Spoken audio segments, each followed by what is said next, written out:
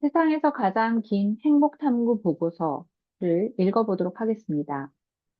모든 내용을 다 읽지는 않을 거고요. 그중에서 중요하게 생각한 스토리들을 몇 가지 중점적으로 읽어보려고 합니다. 제가 오늘 읽으려는 스토리는 가족을 너무너무 그리워하지만 만나지 않으려고 하는 스털링이라는 사람에 대한 이야기입니다. 스털링의 인슬리는 희망적인 사람이었다. 재료과학자인 그는 63살에 은퇴했고 자신의 미래가 밝다고 생각했다. 직장을 떠나자마자 개인적인 관심사를 추구하기 시작해 부동산 강좌를 수강하고 테이프로 이탈리아를 공부했다. 사업을 할 생각도 있어서 자기 관심사에 맞는 아이디어를 얻으려고 기업가들을 위한 잡지를 읽기 시작했다. 힘든 시기를 이겨내는 자기만의 철학을 설명해 달라는 질문에 삶이 나를 괴롭히지 못하도록 해야 합니다. 승리를 기억하면서 긍정적인 태도를 취합니다. 라고 답했다.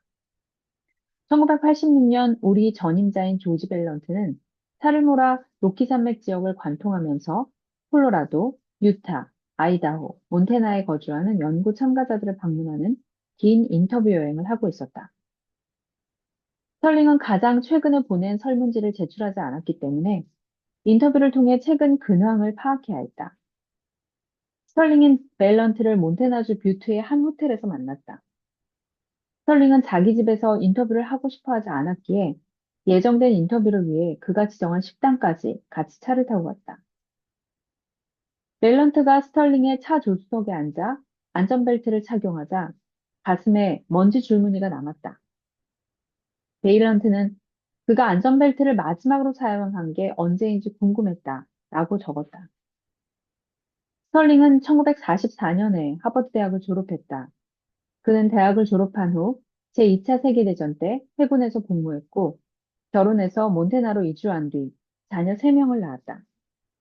이후 40년 동안 그는 미국 서부 지역 곳곳의 다양한 회사를 위해 제조 분야에서 일했다. 이제 64살이 된 그는 유트 인근의 15m 곱하기 30m 크기의 잔디밭에서 트럭 뒤에 매달 수 있는 트레일러를 주거지로 삼아 살고 있었다. 잔디를 깎는 게 그의 주된 운동 형태였기 때문에 잔디 기르는 걸 좋아했다. 또 거대한 딸기밭과 지금까지 본 중 가장 큰 완두콩을 키우며 정원을 돌봤다. 그가 트레일러에 사는 이유는 한 달에 비용이 35달러밖에 들지 않았기 때문이다. 스털링은 그 이야기를 하면서 자기는 장소에 그다지 연연하지 않는다고 말했다. 스털링은 엄밀히 말해서 아직 결혼한 상태지만 그의 아내는 145km 떨어진 보지만에 살았고 두 사람은 15년 동안 같은 방에서 잠을 잔 적이 없다. 그들은 몇 달에 한 번씩만 대화를 나눴다. 왜 이혼하지 않았느냐고 묻자 그는 아이들에게 그런 일을 겪게 하고 싶지 않아서요. 라고 대답했다. 그의 아들과 두 딸은 이미 장성해서 애까지 있는데도 말이다. 스털링은 자기 아이들을 자랑스러워했고 그들 얘기를 할 때면 활짝 웃었다.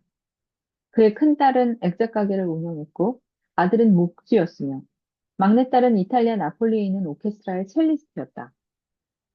그는 자기 인생에서 가장 중요한 건 아이들이라고 말했지만 자녀들을 직접 만나는 일은 드물었다.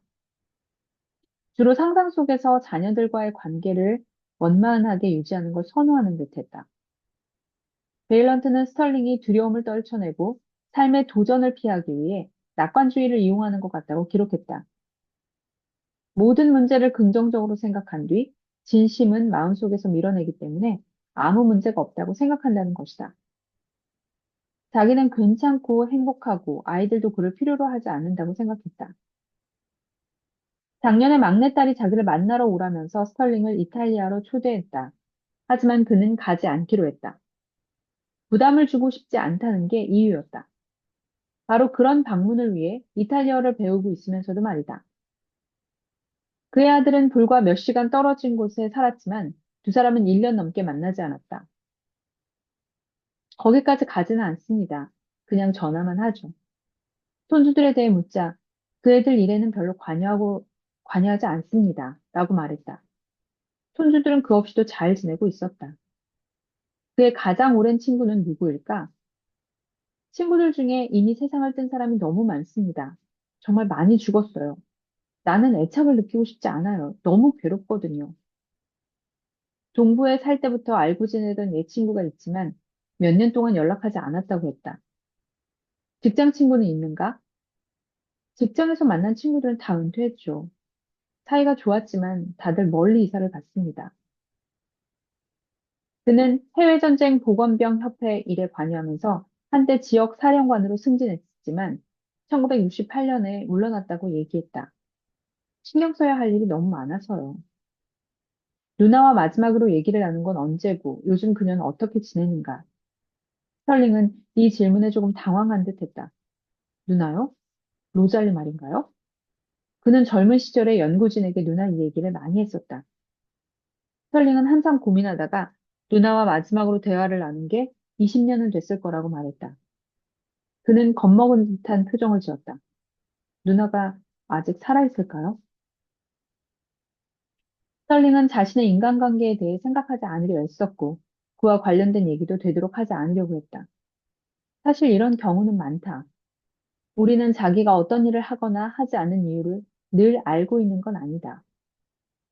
무엇 때문에 자기 인생에서 중요한 사람들과 멀어지는지 이해하지 못할 수도 있다. 이럴 때 거울 보는 시간을 갖는 게 도움이 될 수 있다. 때때로 우리 내면에는 목소리를 내거나 밖으로 나갈 방법을 찾으려는 욕구가 존재하니까 말이다. 그건 우리가 알아차리지 못했거나 자기 자신에게 분명하게 표현하지 못한 것들일 수도 있다.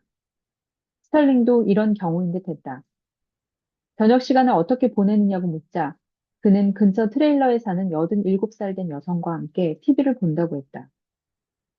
그는 매일 밤 그 트레일러까지 걸어가서 그녀와 함께 TV를 보고 얘기도 나눴다. 그러다가 그녀가 잠이 들면 침대에 들도록 도와주고 설거지를 하고 차양까지 내려준 다음에 자기 트레일러로 돌아왔다. 그녀가 스털링의 가장 친한 친구였다. 그녀가 죽으면 어떻게 해야 할지 모르겠습니다. 스털링의 첫 번째 이야기였습니다.